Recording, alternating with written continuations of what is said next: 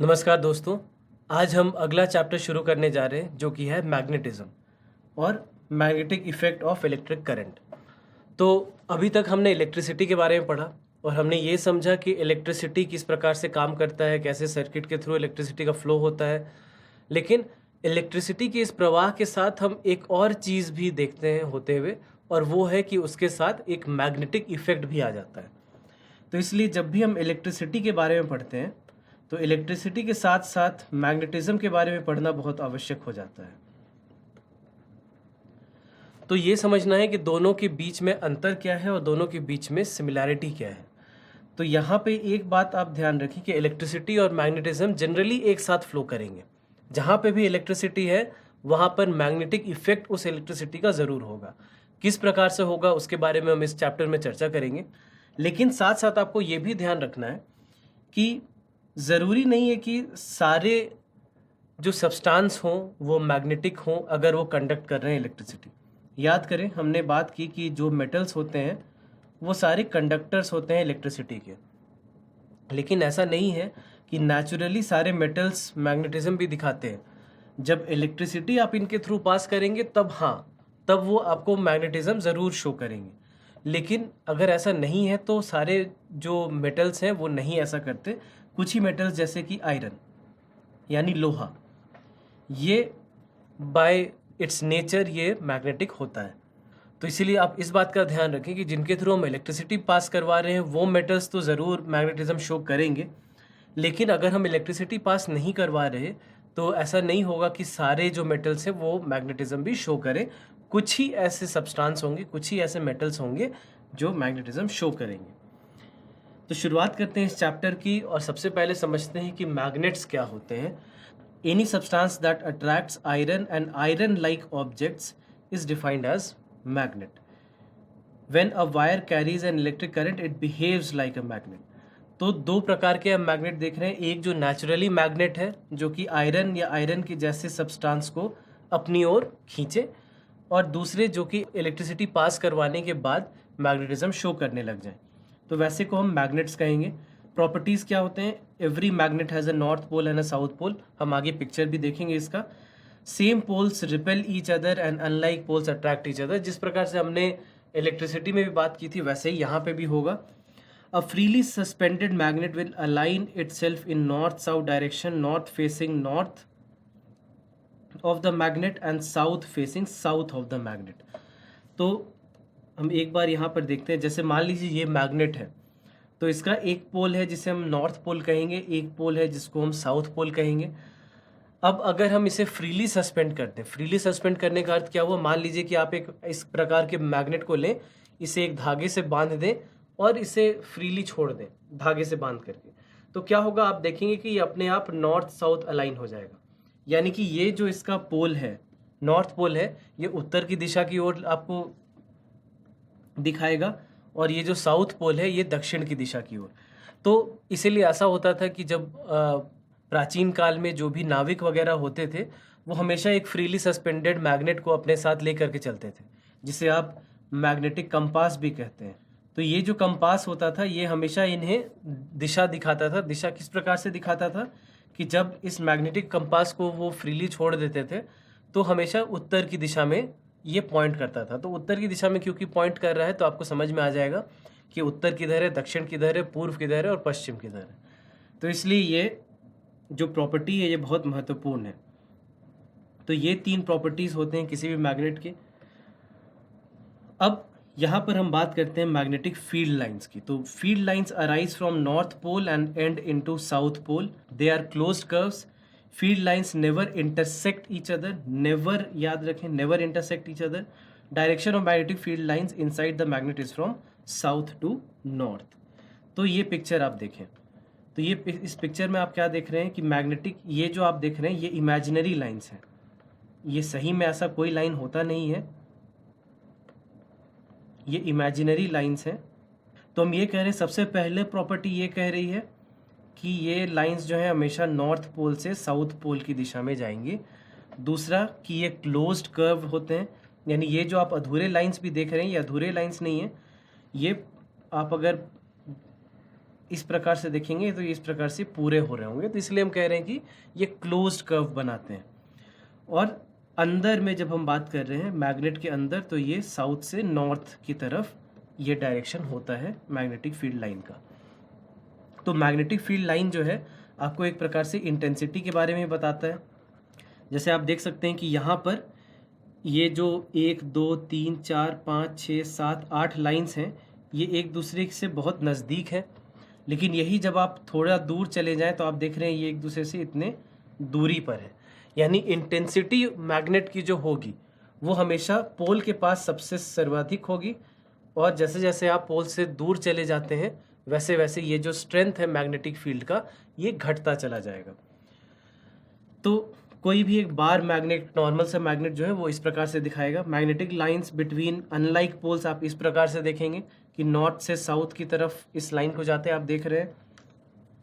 और जब like poles होंगे, जैसे यहाँ पे आप देख रहे हैं नॉर्थ और नॉर्थ हो गया, तो ये एक दूसरे से अलग दिशा में चले जा रहे हैं। ये इस प्रकार से जैसा आपने नॉर्थ साउथ में देखा था वो नहीं होगा यहाँ पर। तो इसलिए हम ये कह रहे थे कि अनलाइक पोल्स जो है वो अट्रैक्ट करेंगे एक दूसरे को, और लाइक पोल्स जो है वो रिपेल करेंगे एक दूसरे को। तो ये मैग्नेटिक फील्ड लाइंस हो गए। अब मैग्नेटिक फील्ड लाइंस अगर आप प्रैक्टिकली देखना चाहें तो आप देख भी सकते हैं। आप एक कोई मैग्नेट ले लें और इस मैग्नेट के चारों ओर आप मान लीजिए कि लोहा का बुरादा हो आपके पास, आयरन फिलिंग्स हो आपके पास, आप उसे छिड़क दें वहाँ पर। तो आप जैसे ही छिड़केंगे वहाँ पर आप क्या देखेंगे कि यहाँ पर नज़दीक में बहुत ज़्यादा ये जो बुरादा होगा ये बहुत अधिक मात्रा में होंगे पोल्स के पास, दोनों ही पोल्स के पास। और जैसे जैसे आप दूर चले जाएंगे आपको दिखेगा कि ये इनकी जो मात्रा है ये कम होती चली जा रही है। तो इससे हमें ये पता चलता है कि मैग्नेटिक फील्ड लाइंस की इंटेंसिटी कुछ इस प्रकार से है कि नॉर्थ और साउथ पोल के पास में सबसे अधिक है, और जैसे जैसे आप दूर जा रहे हैं इंटेंसिटी घटती चली जा रही है। अब यहाँ पर हम बात करते हैं मैग्नेटिक फील्ड लाइन जब आप किसी स्ट्रेट वायर के थ्रू पास करवाते हैं तब कैसा होता है। तो आप यहाँ पर जैसे देख सकते हैं कि ये एक वायर है, ये एक वायर है, बीच में हमने एक, मान लीजिए कि कागज़ का टुकड़ा हो और वहाँ पर आप अगर यही आयरन फिलिंग्स जो आयरन के बुरादे की हम बात कर रहे थे उसको अगर हम छिड़कें तो हम ये देखेंगे कि वो अपने आप को एक सर्कुलर पाथ में अलाइन कर देंगे। और इसका जो डायरेक्शन होता है वो किस प्रकार से होता है उसको जानने के लिए एक राइट हैंड थंब रूल का हम इस्तेमाल करते हैं। तो राइट हैंड थंब रूल क्या कहता है कि मान लीजिए ये वायर है, तो इस वायर को अगर आप इस प्रकार से पकड़ते हैं तो आपकी थंब की जो दिशा है वो आपको अगर इलेक्ट्रिसिटी के फ्लो का डायरेक्शन अगर ये है तो जिस प्रकार से मैग्नेटिक फील्ड लाइन होगा वो आपकी उंगलियां आपको बताएंगी। तो अगर मान लीजिए कि ये वायर है और जैसा कि आप इसमें देख रहे हैं, इस अपने स्क्रीन पर आप देख रहे हैं कि नीचे की ओर इलेक्ट्रिसिटी का प्रवाह है, यानी कि इस प्रकार से है, तो हम इसे ऐसे पकड़ेंगे। तो ऐसे जब हम पकड़ रहे हैं इलेक्ट्रिसिटी का प्रवाह नीचे की ओर है, यानी मैग्नेटिक फील्ड लाइंस जो हैं वो अपने आप को इस प्रकार से अलाइन कर लेंगी। ठीक है, वही हम यहाँ पर देख पा रहे हैं कि नीचे की ओर जब है तो ये इस दिशा में अलाइन हो गया, तो ये हो गया। तो राइट हैंड थंब रूल, हम लेफ्ट हैंड की बात नहीं कर रहे, हम राइट हैंड की बात कर रहे हैं कि राइट हैंड आपको बताएगा कि अगर जिस भी दिशा में, मान लीजिए अगर ऐसे ही अगर हम सीधे रख दें इस प्रकार से और इलेक्ट्रिसिटी का प्रवाह इस डायरेक्शन में है तो मैग्नेटिक फील्ड लाइंस जो है वो इस प्रकार से होंगे, इस दिशा में, याद रखें। और अगर हम ऐसे कर रहे हैं इस तरफ अगर इलेक्ट्रिसिटी जा रही है तो मैग्नेटिक फील्ड लाइंस जो है वो इस प्रकार से होगा, ऐसे। ठीक है, तो ये याद रखें, इसीलिए इसे हम कहते हैं right hand thumb rule. Thumb आपको बताता है कि इलेक्ट्रिसिटी का प्रवाह या करंट का प्रवाह किस डायरेक्शन में है, और आपकी उंगलियां आपको बताती हैं कि जो भी आपकी उंगलियां हैं वो आपको बताएंगी कि मैग्नेटिक फील्ड जो है उसकी दिशा किस प्रकार से है। तो circles are always closer near the conductor, यानी जितने भी नज़दीक होंगे आप कंडक्टर के, सर्कल्स उतने छोटे होंगे। क्यों?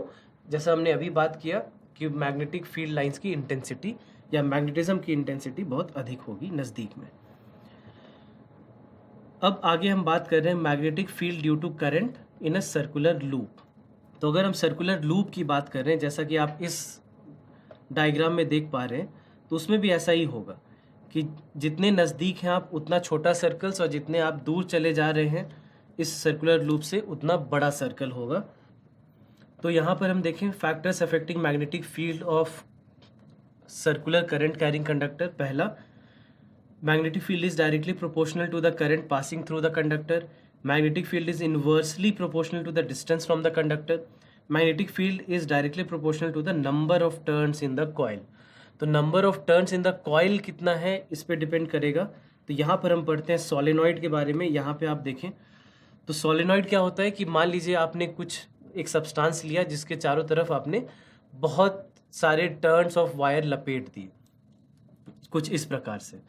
तो जब आप इसके थ्रू इलेक्ट्रिसिटी पास करवाएंगे तब क्या होगा कि ये जो सब्सटेंस है ये मैग्नेटिक हो जाएगा, ये मैग्नेटिक हो जाएगा, मैग्नेटिक प्रॉपर्टीज ये शो करेगा। और क्योंकि ये इलेक्ट्रिसिटी पास करवाने के बाद मैग्नेटिक प्रॉपर्टी शो कर रहा है तो इसे आप इलेक्ट्रोमैग्नेट कहेंगे, इसे आप कहेंगे इलेक्ट्रोमैग्नेट, क्योंकि इलेक्ट्रिसिटी पास करवाने के बाद ये इलेक्ट्रिसिटी ये मैग्नेट बन गया। तो इलेक्ट्रोमैग्नेट क्या है? It is temporary magnet that can be easily demagnetise, यानी कि जैसे ही आप इलेक्ट्रिसिटी बंद करेंगे इसकी मैग्नेटिक प्रॉपर्टीज खत्म हो जाएंगी। In this type of magnet polarity can be reversed and strength can be varied. Polarity देखिए, नॉर्मली जो होते हैं मैग्नेट उनका नॉर्थ पोल और उनका साउथ पोल जो है वो फिक्स होता है, लेकिन जब हम बात कर रहे होते हैं सोलेनॉइड की तो ये डिपेंड करता है कि किस डायरेक्शन में करंट है। तो जिस प्रकार के करंट का डायरेक्शन होगा, अब जैसे यहाँ पे आप क्या देख रहे हैं, यहाँ पर आप देख रहे हैं करंट का डायरेक्शन कुछ इस प्रकार से इधर जा रहा है, यानी कि ऐसे, ठीक है। तो आप देख रहे हैं कि उसी प्रकार से हम इसे चेंज भी कर सकते हैं। तो इसीलिए जैसे जैसे चेंज करेंगे वैसे ही इसकी जो पोल्स हैं, नॉर्थ पोल और साउथ पोल, वो भी चेंज हो जाएंगे। फिर हम बात करते हैं परमानेंट मैग्नेट की। This type of magnet can not be easily demagnetise. They are weak magnets in which polarity can be not reversed. Force on a current carrying conductor in a magnetic field. The displacement in the conductor is the maximum when the direction of current is at right angle to the direction of magnetic field. यानी जो force होता है, magnetic force जो होगा वो हमेशा maximum तब होगा जब direction of current is at right angle to the direction of magnetic field.